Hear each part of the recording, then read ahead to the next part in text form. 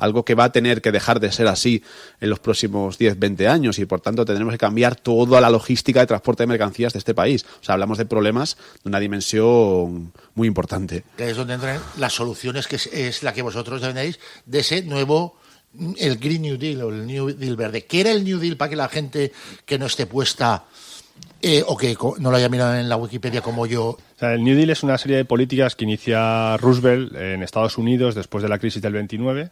Ellos llegan al poder un poco después, año 33 me parece, y entonces inicia un proceso de intervención estatal en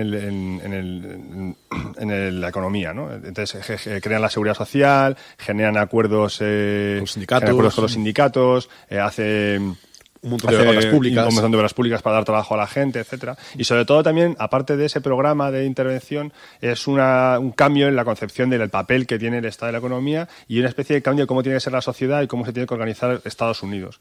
Que en el caso de Estados Unidos supone, por ejemplo, que entre que gana Roosevelt y el 68 que gana Nixon, todas las elecciones los ganan demócratas. Menos 2 que gana Eisenhower, que se supone es un republicano del New Deal. O sea, un republicano que, digamos, asume el New Deal, ¿no? Entonces, lo que supone el New Deal, aparte de unas políticas públicas concretas, es un mecanismo de hegemonía política. Es decir, establece cómo debe ser una sociedad y los marcos donde se mueve una sociedad, que eso luego ya se rompe después con los republicanos.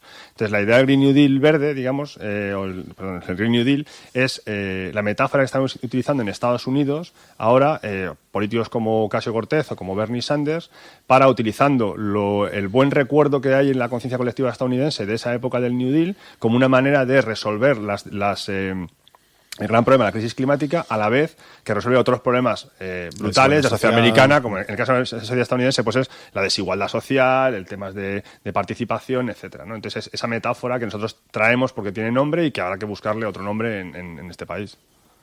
Y quiero decir, ¿cuánto hay de realismo y de activismo en vuestro libro? Porque habléis de dar un volantazo al rumbo de la historia, que eso son, digamos, palabras mayores, ¿no? A veces, o sea, el problema de la izquierda a veces es lo que, ¿cómo se llama? Mauricio Suárez llamaba lo de la izquierda feng shui, ¿no? Que a veces vive mucho en un mundo que parece el de los pitufos, mucho idealismo y poco realismo. ¿Hasta qué punto, digamos, hay realismo en esta propuesta de este New Deal? Yo creo que es un libro que evidentemente pues viene de las trayectorias de los autores y venimos del activismo político y de eso hay algo, pero hay un esfuerzo como muy importante por salir de la burbuja del activismo y enfrentar todas las contradicciones y todas las fricciones políticas que la implantación de un Green New Deal supondría en este país, ¿no?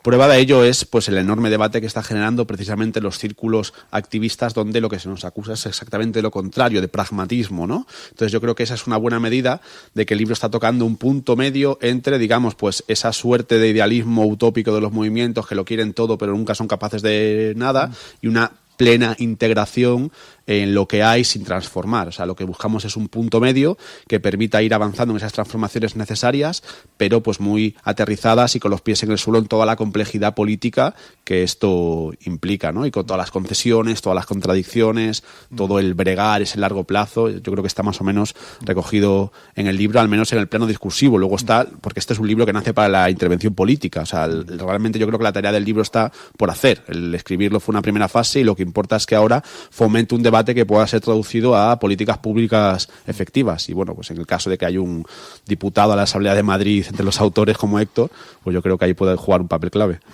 Y luego también hay que decirlo que el libro también la izquierda se lleva algún coscorrón. Por ejemplo, vosotros reconocéis en algún momento la incapacidad a veces de proponer alternativas, que a veces siempre es el discurso de qué mal es todo, pero no se propone ninguna alternativa. Defendéis el pragmatismo del que tú hablas, incluso habláis de hacer concesiones dolorosas a sectores conservadores. ¿Qué tipo de concesiones estamos hablando? La verdad, o sea, eso habría que verlo sobre el terreno, pero que nosotros, en cada caso concreto, ¿no? Lo que sí hacemos es, o sea, que hay un gran problema que es, digamos, las consecuencias del cambio climático son tan graves y ocurren en tan poco tiempo que hacer lo que sería necesario realmente es políticamente en una sociedad tan diversa como la nuestra, donde hay tantas posiciones políticas, etcétera, sería muy, muy difícil, ¿no? Casi imposible. Entonces, esto implica que necesariamente para poder llevar esas transformaciones de la sociedad que necesitamos, tenemos que generar mayorías y consensos sociales muy amplios. Y eso, obviamente, no significa que haya que hacer cesiones, digamos, solo a la derecha, pero hay que implicar a gente que tradicionalmente, o partidos que están en la derecha, pues tendrás que de alguna forma trabajar con ellos en medidas concretas. Antes hablamos, por ejemplo, del tema de la despoblación rural, ¿no? De la España vaciada, etcétera. Y eso seguramente necesita políticas públicas que tienen que mirar más allá de un ciclo electoral. Eso necesitas generar un consenso que vas a tener que contar con gente que necesariamente no piensa como tú, ¿no? Entonces, en algún momento, no hablo de ninguna cosa concreta, pero va a haber que hacer o bien concesiones, o bien pactos, o bien ese tipo de transacciones, ¿no?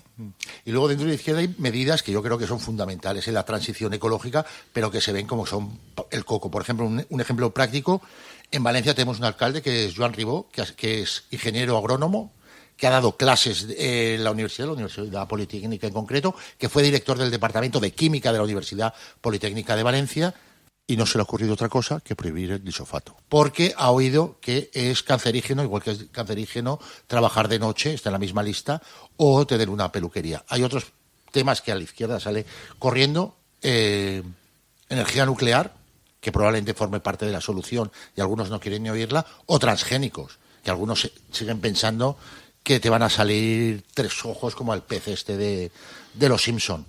¿Creéis que está un sector de la izquierda que se juega mucho dinero después de muchas campañas capaz de reconocer que en determinados casos, y me centro en energía nuclear, por mucho que han visto Chernobyl, y en transgénicos, que están equivocados, que lo que dice la ciencia no tiene nada que ver con lo que dicen sus manifestaciones? Pues yo creo que en este caso concreto y en esos 2 aspectos no, en otros quizás sí. Pero creo pues que apañados vamos, sí. ¿no? Bueno, no, ese es un tema que podemos discutir. O sea, creo que es verdad que hay cierta izquierda que tiene una especie de tecnofobia general, y eso es un problema, porque evidentemente la tecnología tiene que jugar un papel en la transición, no pensar que va a ser el foco de las soluciones, específicamente las soluciones que no son técnicas. Pero en el caso concreto de la ingeniería nuclear y de los transgénicos, creo que hay un problema de fondo, y son tecnologías intrínsecamente con muchísimos riesgos para el tipo de sociedad que tenemos ahora. No quiere decir que en cualquier sociedad, una sociedad más racional, más ¿Pero qué ordenada... riesgo tienen los transgénicos? Pues los transgénicos tienen el riesgo de que tú estás modificando genéticamente elementos que, si por un casual hubiese un accidente y fuesen dispersos en los ecosistemas, pueden alterar un equilibrio que está constituido por un proceso de coevolución de muchísimo tiempo. Pero si es que todo es transgénico. No, todo es transgénico. Lo que os asusta a vosotros es que ahora se haga lo que se hacía antes de manera tradicional. En los años 70 se sometían las semillas a bombardeo de rayos X y la gente no salía, no se convertía en Sí, pero Hulk. no es lo mismo y nos van Pero a ¿qué riesgo convertir en real, qué Hulk. informe, qué riesgo real hay sobre los transgénicos en concreto, aunque no es solo el tema, cuando se hace, por ejemplo, una planta que es exactamente la misma, pero que, por ejemplo, necesita menos agua?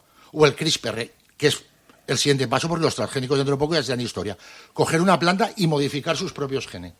O sea, yo creo que hay un miedo irracional a algunos aspectos. Es una cuestión de simplemente aplicar un principio de precaución ante algo que Pero tú... el principio de precaución es no salir a la calle por si me atropella un coche. Es decir, No le pones la barrera del principio de precaución. Pues lo pones en la aplicación de tecnologías que no se ha podido estudiar sus efectos en el largo plazo y que tú tampoco tienes, digamos, los mecanismos de control de todas las posibilidades de fallo. Y en el caso de la energía nuclear es un ejemplo como muy obvio, ¿no? En el momento en el que tú no tienes ninguna institución humana capaz de tener periodos de estabilidad de más de 200 años, porque no ha habido en la historia ni una sola institución humana con un periodo de estabilidad de más de 200 años, tú no tienes las garantías de que los residuos nucleares se puedan gestionar. Por tanto, estás jugando con una hipoteca moral sobre generaciones que no han nacido, a la que tú le puedes dar una consecuencia que por lo menos habría que aplicar un cierto principio de precaución. En la medida que se da una lo que escala... más futuro tiene una nuclear son los residuos. Eso está claro. Si la cuestión es la escala de lo que tú puedas controlar. Entonces, en la medida... Si esto no pasa con todas las tecnologías, pasa con algunas tecnologías concretas. Por eso insisto en que no es un discurso tecnófobo. Es un discurso de que hay cuestiones muy concretas, concretamente energía nuclear, geoingeniería, podríamos hablar de ella en este sentido, transgénicos o biología sintética, cuyos efectos escapan a la escala del control político. Y por tanto no digo que no se pueda trabajar o investigar sobre ellos, pero que exige unos niveles de precaución que desde luego una sociedad capitalista impelida al beneficio a corto plazo permanente, y la cual estamos viendo... Cuba también investiga. Sí, lo sé. He hecho mi tesis sobre Cuba y conozco el caso de los transgénicos cubanos a la perfección, y del debate que los propios que generó los transgénicos cubanos entre los científicos cubanos.